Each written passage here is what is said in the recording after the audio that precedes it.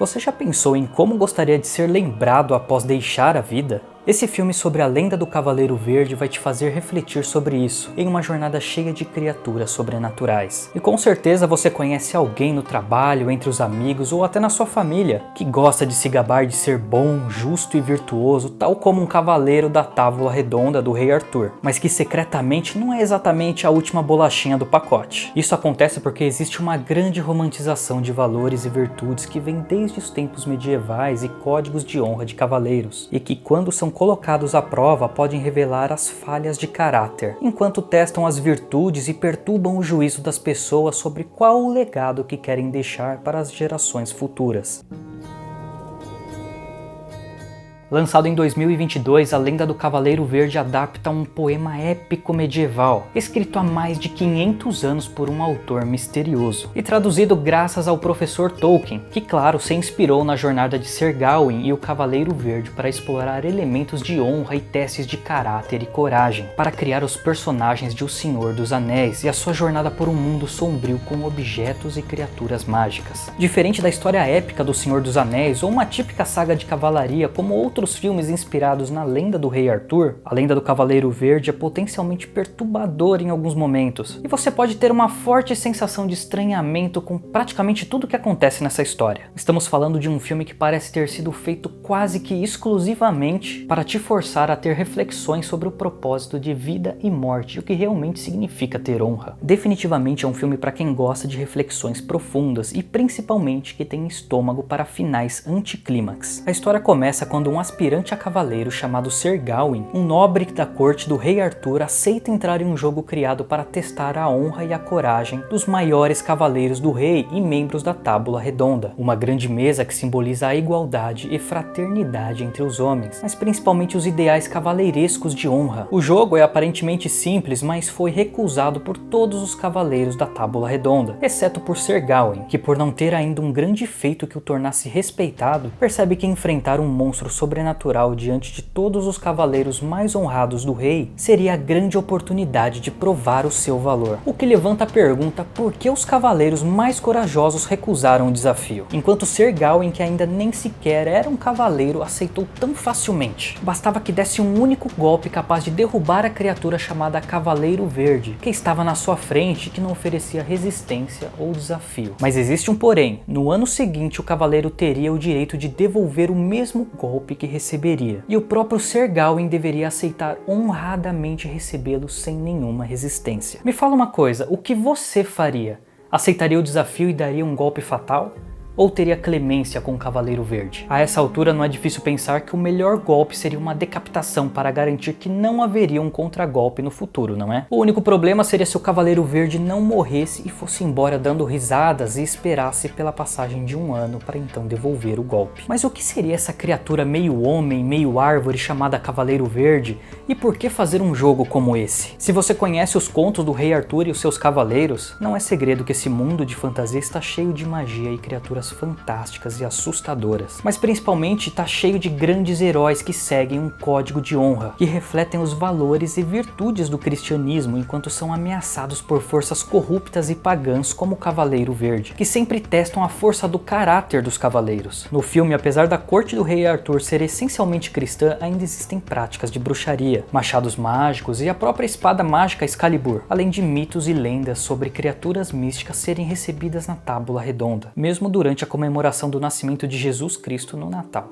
E tá aí uma das coisas que eu comentei que podem causar uma certa estranheza nessa história. A verdade é que o cristianismo conviveu muito tempo com práticas antigas e pagãs e acabou incorporando alguns dos seus elementos. Na época medieval, apesar de muitas pessoas aderirem ao Deus cristão, ainda carregavam fragmentos das suas antigas lendas e crenças. Então o que pode parecer até uma contradição na corte do Rei Arthur, na verdade reflete como as crenças se misturavam e viviam no imaginário medieval. O filme Excalibur dos anos 80 traz pra gente essa ideia de uma forma super explícita, esquisita. Apesar do rei Arthur fazer uso de magia com boas intenções e até ter o mago Merlin como aliado, o código de honra dos cavaleiros sempre coloca ele contra os valores e seres que refletem o inimigo da igreja e do bem comum. Nesse sentido, a jornada de Ser Gawain em busca da honra é tanto física quanto espiritual e sempre norteada por esse código de honra. Se você tiver interesse em se aprofundar nas grandes virtudes dos cavaleiros, pode conferir o livro O Código do Cavaleiro de Ethan Hawke. O livro aborda temas como solidão, humildade, perdão, honestidade, coragem, orgulho e também paciência, oferecendo reflexões profundas sobre como viver uma vida nobre e honrada, com base em um código de valores atemporais que podem dar um norte e propósito para a vida. É um guia ético e filosófico na forma de uma carta escrita por um antigo cavaleiro preocupado em deixar um legado moral e espiritual para os filhos antes que ele morresse em batalha. O que, claro, é muito bonito e até emocionante, mas tem um problema,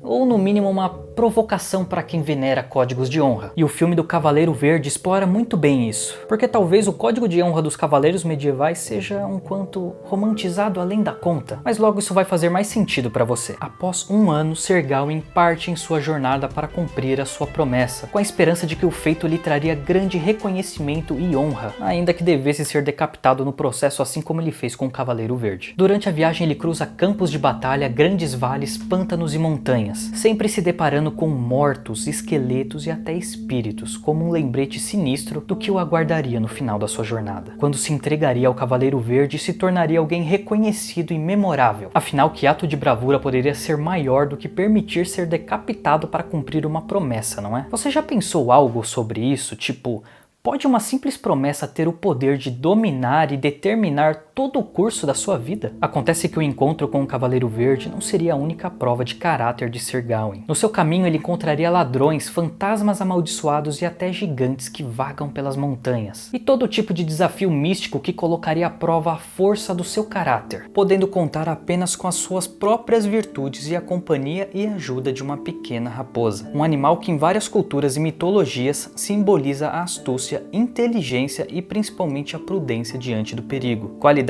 que não eram exatamente o forte de Ser Gawain. De todos os encontros e provas de virtudes de Ser Gawain, o mais importante seria com um nobre e sua esposa em um castelo muito distante e isolado em uma grande floresta. E agora, a partir daqui, se você ainda não viu o filme, sugiro que você pause o vídeo, assista ele no Amazon Prime e depois volte para a gente continuar a conversa. E tendo dito isso, vamos seguir em frente. A esposa do nobre personifica a tentação e a corrupção do grande ideal de honra e nobreza de Ser Gawain, tanto fisicamente quanto espiritualmente, e entrega para ele o lenço mágico que garantiria sua segurança e honra quando enfrentasse qualquer desafio na sua vida, mesmo contra o Cavaleiro Verde. E essa cena pode ser meio bizarra e perturbadora e um tanto nojenta, para falar a verdade, mas simboliza o quanto o conceito de códigos de honra são romantizados, pois na verdade não existe ninguém infalível, e ainda que muitas pessoas vivam e passem uma imagem de honradez, nobreza e grandes virtudes, no seu íntimo sempre existe conflitos e desejos egoístas. Desde o início da jornada, Ser Gawain acreditava que a realização de um grande feito como vencer uma criatura mística garantiria que ele se tornaria alguém honrado e digno de ser lembrado como um grande cavaleiro, enquanto no seu íntimo ele duvidava de si mesmo, se sentia indigno e tinha esperança de que no final das contas fosse poupado do seu destino. E passaria toda a sua jornada sendo forçado a confrontar as suas falhas morais e refletir sobre qual o real propósito da sua vida. Só que essa resposta só viria quando ele confrontasse a própria morte. Você já ouviu a expressão memento mori? É um termo em latim que significa lembre-se da morte, ou lembre-se de que você vai morrer. Essa expressão é usada para lembrar as pessoas da inevitabilidade da morte e da importância de viver uma vida com valor e deixar um legado de qualidade para as gerações futuras. Não é à toa que Ser Gawain é confrontado com figuras cadavéricas e fantasma por toda a sua jornada. A figura da morte aparece frequentemente para trazer o questionamento sobre qual o real valor de criar uma imagem de honra e virtude se não tiver a intenção de realmente viver de acordo e cumprir as promessas. Os ideais romantizados de Ser Gawain muitas vezes refletem aquelas pessoas que vivem na ilusão de serem dignas de ser vistas como boas e virtuosas, enquanto em seu íntimo esconde que não vivem de fato os valores que glorificam, até que sejam forçadas a enfrentar desafios que expõem as suas falhas e vícios. E eu estou falando isso porque existe uma razão para o Cavaleiro Verde ser verde, e não é porque ele não está maduro ainda. Como a esposa do nobre fala para Ser Gawain, o verde é a cor da natureza, da fertilidade, da terra e da renovação e juventude. Não é à toa que é uma das cores que algumas pessoas usam na virada de ano para atrair saúde e prosperidade. Só que a cor verde também tem um outro lado. Assim como simboliza a vida, também simboliza a morte, o apodrecimento, a decadência e a transformação da vida.